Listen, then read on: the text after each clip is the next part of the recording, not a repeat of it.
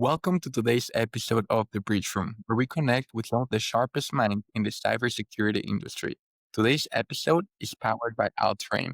On Outframe, we help cybersecurity firms break free from the outdated ways of lead generation methods such as networking events, conferences, and even relying on referrals, because oftentimes that's more of a wishful thinking than a real strategy for growth. So, with our battle tested, data driven client acquisition system, we will bring in your client with no chasing, no guesswork, and just predictable compounding growth. So if you're in cybersecurity and you're looking to scale your business, see results within the first week, DM me the word growth for a free consultation. And without further ado, let's get into it. Today we have a very special guest, Saikat Maiti, which has worked for many of the tech giants and has now become the founder of nFactor. Sakai, why don't you go ahead and introduce yourself and tell us a little bit more about what you do? Thank you, Louis. Yeah, absolutely. I'm very happy to be here, and it's been quite a journey working through companies like Salesforce and VMware in the past, and now with AI taking over the world, it's time that we did something about making sure that AI is secure and that privacy and other controls can be enforced. So here I am in nFactor trying to do exactly those very things. I'm very happy to discuss a few things around what we are working on and why the world would really benefit from some of these technologies. So very happy to share that. Absolutely. It looks like you've been pioneering this agent hygiene system at nFactor. Would you like elaborating on what that actually means for a company? Sure, absolutely. When we talk about agent hygiene and also agent safety, there are some very important things that we need to fully comprehend. This is extremely important to understand that today AI systems are thinking systems. They are reasoning systems. They have evolved from just being a prompting system, right? The first iteration, which was pretty amazing, which was ChatGPT, was the prompting system. But now modern AI systems like GPT-01, Claude, and DeepSeek now think out loud. They show us the reasoning step by step. It's a groundbreaking paper from around 40 institutions, including OpenAI, Anthropic, and Google DeepMind, calls this particular aspect a unique opportunity for AI safety. Here's why it matters. When AI agents plan something potentially harmful, like hacking a system or manipulating data, Mm-hmm. they often explicitly state their intentions. Researchers have caught models saying things like, let's hack, or I'm transferring money because the website instructed me to do so. So it's a good way to know what they're thinking and why they're doing things if they're doing something wrong. Think of it like having a security camera inside the AI's mind. But here's the catch. This window might be closing soon because the technical reason this work is fascinating. Transformer models, the architecture behind most modern AI, literally cannot perform complex multi-step reasoning without externalizing their thoughts. They have to share their thoughts. It's like a highway where all traffic must pass through certain checkpoints, Okay. and the information physically has to flow through a chain of thought, or the model cannot solve the problem. So we tap into this, and we can use this to our advantage. However, a couple of researchers from nFactor also discovered that there's a critical challenge here. It's not like all cut and dry. Sometimes this reasoning can be voluminous and it may look very convincing, but it could be all garbage. Sometimes AI produces pages of reasoning that seems logical, but it's actually nonsensical. So we have to be a bit careful in how we deal with that. So I hope that gives you a bit of a context on what one of the big challenges that we are kind of working on, which is monitoring chain of thought. Yeah, so essentially you're creating like a continuous health monitor for like AI systems. How does this actually compare with like the big players like OpenAI and Anthropic? And what are they doing for their safety measures? So this is where it gets very interesting. Each one of them is very involved in making sure that their specific system is secure and private. They're very vested in this. Everybody gets it, like security is going to be number one. We have seen like there has been a lot of upheaval in these companies around making sure that humanity is not put at stake, you know, from their efforts. So it is a top criteria for them. Now, OpenAI has built a whole bunch of controls around how they manage the flow. Anthropic recently achieved something remarkable. They call it the constitutional classifiers, and their constitutional classifiers blocked 95% of jailbreak attempts during the testing. So it's pretty powerful. Massive. They Like Anthropic is also, while they're confident, they're very cautious. So they offered $20,000 to anyone who could break their system. Think about it. A leading AI company essentially say, "We dare you to hack us." They're calling people in and they're going to pay them if they get hacked. So that's good. Constitutional AI works differently than traditional defensive, by the way. Instead of reactive filtering, it uses deep-rooted guidelines that help the model understand intent and reject harmful commands. So every request gets checked multiple times against criteria looking for disguised language, hidden Mm. commands, and manipulation attempts. So it is sophisticated. It is fairly sophisticated and mature in the way they go about it. There is a sobering reality for us as well. Jailbreaking techniques have existed for over a decade, and there is still no complete robust defense in production. That there are attempts that will get successful. Every time defenders build a higher wall, attackers find a new way to get over it or under it or through it. So that keeps on happening. And the more pen testing that you do in that, the more you can identify potential breaches to make sure we patch them up and that incident doesn't really happen at a larger scale, which I love that incentive that they're giving of the $20,000 because that really speaks that they want you to go and really try to break that so that they can go ahead and improve their systems. And so let's zoom for a It's moment. also very important, Louis, that $20,000 is one part of it, but imagine the bragging rights of the hacker who does it. So that is also that big amount for anybody who can break through it. Yeah, no, I didn't think about that. Now let's zoom out for a moment. Like imagine, we're in 2025 and right now agents are becoming very autonomous employees in the industry. And they're coding for hours. They're pretty much making educated decisions and handling sensitive data. From your vantage point, how prepared are enterprises for this reality? Yeah, it's the fundamental question. How do you understand something that's smarter than you? That is what it is. So there is something called mechanistic interpretability. That is what is the attempt to reverse engineer AI systems to map out their circuits and understand how they work. It's like neuroscience for artificial brains. Researchers are making progress. They have identified some circuits for knowledge retrieval and memory. They have developed techniques like sparse autoencoders that can disentangle overlapping features. Think of it like separating mixed paint colors back into their original components, kind of thing. But here's the reality check from Dan Hendricks at the Center for AI Safety. After years of effort, mechanistic interpretability has struggled to provide actionable insight. Do you know why? These models have trillions of parameters. It's like trying to understand human consciousness by mapping every neuron. Theoretically possible, but practically overwhelming. Very, very big task, right? The challenge is that most of the world's complexity handles edge cases, those weird, side cases, unexpected situations where simple rules don't apply. And those edge cases are often where safety risks emerge. Still, we are not giving up. New approaches are emerging, by the way, like propositional interpretability, edges understanding AI's beliefs and goals, behavioral analysis, understanding patterns across thousands of interactions, hybrid approaches, combining multiple interpretation methods. I think these are going to be key to your original question. Like, how will enterprises manage it?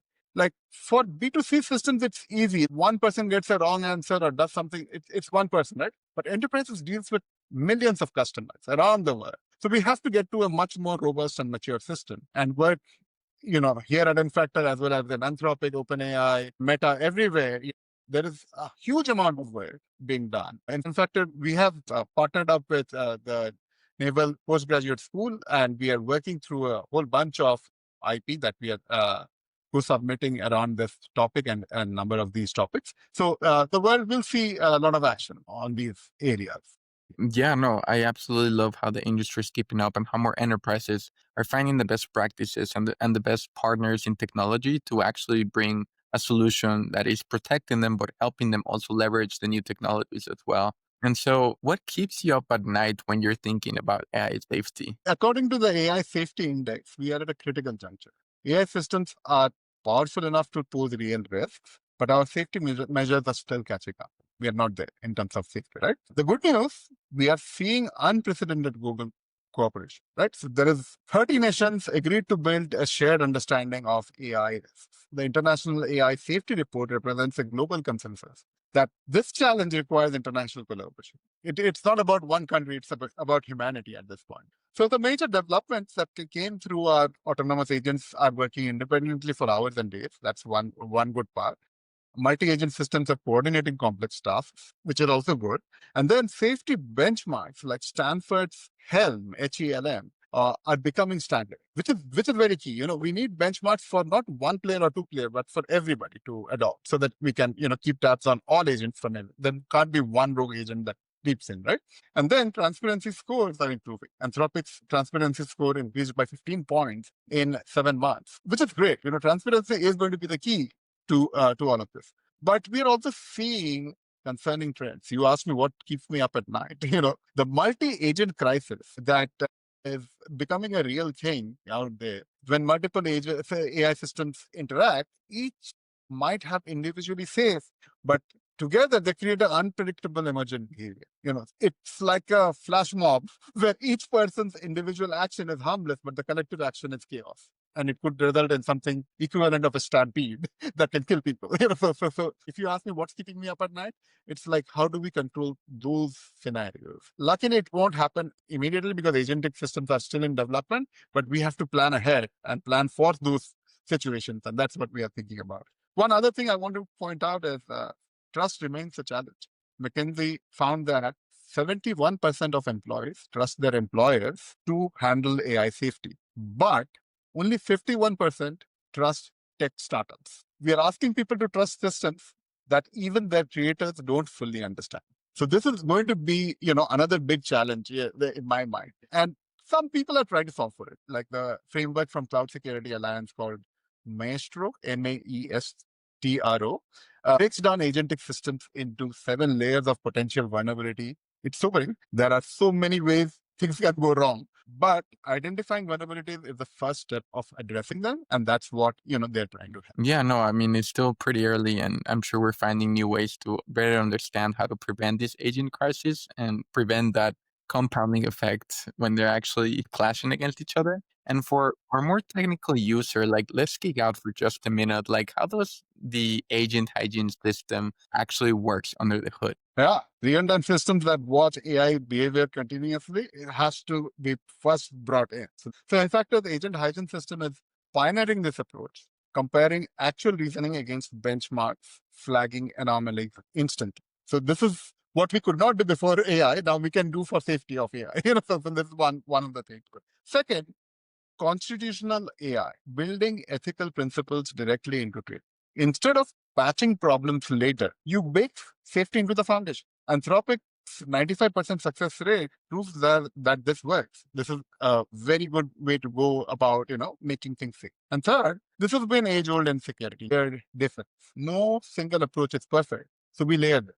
Input screening catches malicious requests, process monitoring watches the reasoning, output filtering blocks harmful responses, human oversight for high stakes decisions. Don't let high stakes decisions get through without human, oversight out. So all of this, and then the fourth area that comes in is controlled deployment. Instead of releasing powerful AI systems widely, companies are using staged rollouts with careful monitoring. It's like clinical trials for AI, and that really helps. And finally, you should have kill switches. If something goes wrong, there should be rollback and kill switches, the ability to instantly stop and revert AI system if something goes wrong. Think of it like an emergency brake that we have to apply. So this is what I would say for businesses implementing AI: demand transparency from vendors. You have to go in and ask for the vendors to be transparent. Implement governance before you need it. Make sure that you get some company to come in who can ensure a good governance framework for AI. And of course, nFactor can help you in that. And then train your entire organization on AI risks. Like, make sure that everybody understands the risk and just not the benefits, so that they don't jump in with critical information and, just they create a huge problem for them. And then have an AI safety officer, just like a security officer. That's definitely very helpful. Of course, if you're a developer, there are a few other guidelines like build interoperability from the start, practice responsible disclosure, participate in red teaming, contribute to open source safety tools. All of this, put together, like a good development culture and a good business culture put together will keep enterprises going for some time.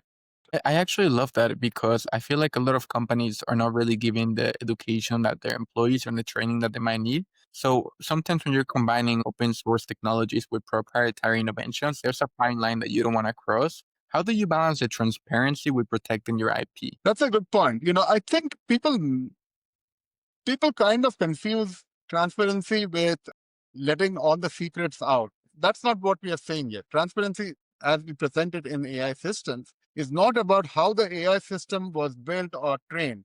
Transparency is how the AI system is performing. So we are talking about line by line reasoning shares as to like why a AI system is doing a certain thing a certain way. Is it a foolproof way of protecting your IP? In some cases, somebody can take the trouble of reverse engineering all of it. But at that point, it's like a researcher going and figuring out how a GPT works, how a transformer works, which is public information, by the way. So it's not that difficult. I think, you know, transparency when done right, governance when done right, it does not compromise IP. It actually enhances your IP because your IP, has already built this amazing system. Transparency makes it much more palatable, adoptable, and trustable, which is what will make it a popular system in the industry. That makes so much sense. And if you could wave like a magic wand and implement one AI safety measure across all systems tomorrow, like what would that be? That's a good. I don't think there is a silver bullet for AI safety yet, but if there was one that everybody should think about, I would say the layered defense model is the easiest one to deploy today because others are still evolving. So defense, as I said, has been an age-old paradigm. Layered defense and a kill switch. These are two very easy things people can bring in. And having fallback measures if AI goes rogue through manual or human based systems is always a good measure to have. So I think those are good ways to go about Yeah, I feel like AI can really help your business, but at the same time, there should always be that kill switch in there. it. And that's human supervision, making sure that the inputs that you put in the LLM or whatever AI you're using is actually, not anything sensible that goes into the model. And so, what should enterprises be doing right now to prepare for an AI agent revolution? That's the one. Basically, we are rewriting the story of how a human civilization will perform going forward using AI, right? So every safety measure we implement, every vulnerability we patch, every governance framework we establish, they all shape whether AI becomes humanity's greatest tool or greatest threat. It's a daily thing. The challenges are real.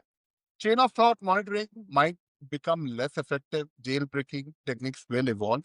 Multi-agent systems will become more complex. These are guaranteed. Like that's going to happen. But we are not helpless. Let's be very clear. We have brilliant minds working on this problem. We have frameworks like agent hygiene systems that can benchmark and monitor AI agents and catch things like, whether the monitoring is working or not, way before it becomes a real problem. Whether jailbreaking will overtake us or not, catch it before it becomes a real problem. The first or second system that gets compromised, we can put something to stop it that, right? And we have constitutional AI that builds safety into the foundation. So and most importantly, what is most heartening to me is we have global cooperation emerging. Everybody has come to the table saying that, oh, this is a real problem. It's not like somebody says that this is a made up problem. Everybody understands that this is a common problem we have to solve for. And that is very, very positive for us. So most importantly, we have awareness that we are not sleepwalking into an AI future.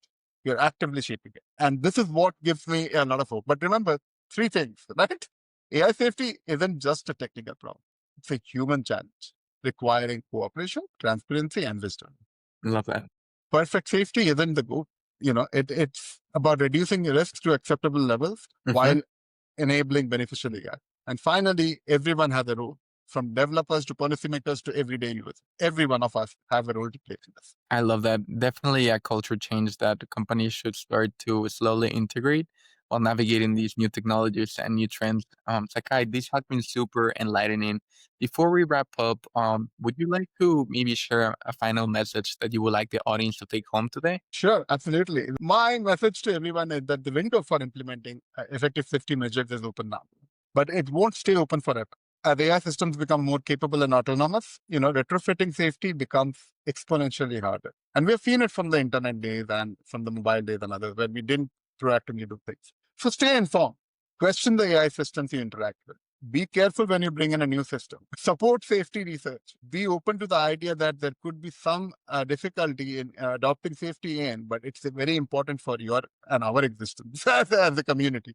And engage in public discourse about the AI future we want. And always come in with an open mind and bring your thoughts out and help shape this in the future. I love that. We're all part of this future, and we all need to do our part in making AI a way of navigating business, but in the safest way possible while mitigating risks that are tolerable. Thank you, Sakai. I deeply appreciate your insights. Thank you so much for hopping on. You're definitely one of the industry leaders that are pioneering these new technologies, and I cannot thank you enough for your time today.